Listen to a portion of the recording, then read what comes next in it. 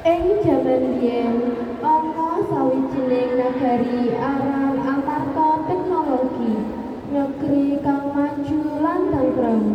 Nanging ketentreman mau keganggu amargi mesin-mesin negeri padha rusak lan ora gelem mlaku. Lawang kraton ora iso buka, lampu pepadang padha mati, lan piranti pertanian ora bisa digunakake. Prabu Yudhistira banjur ngumpulake para Pandhawa sing bisa mbenekke mesin-mesin sing rusak.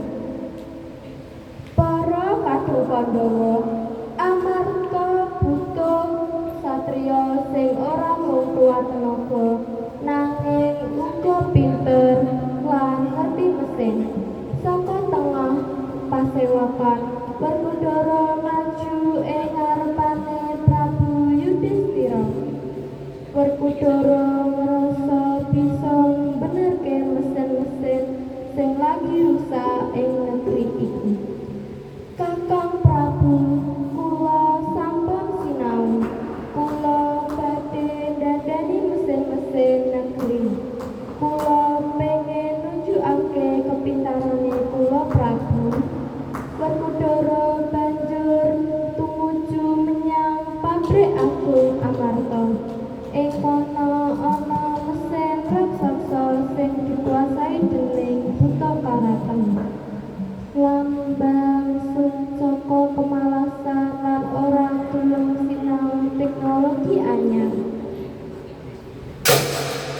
Mesin iki ora bakal urip maneh, ora ana sing iso paham. Werkudara ora wedi, banjur tumuju menyang dheweke miwiti mriksa roda gigi nyambung kabel lan sensor lan nyetel sistem kontrol kanggo logika lan hitungan. Mesin mau urip meneh, sawah dadi subur, pabrik bisa mlaku lan rakyat Amarta padha buyar. Buta Karatan banjur sirna, kalah dening ilmu lan ketekunan, dudu kekerasan.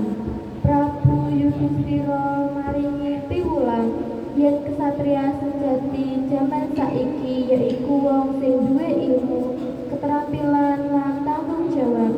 Wiwit semono, mekatronika dadi lambung satria anyar kanggo njaga negeri. Alhamdulillah. Lah itu panjang wis.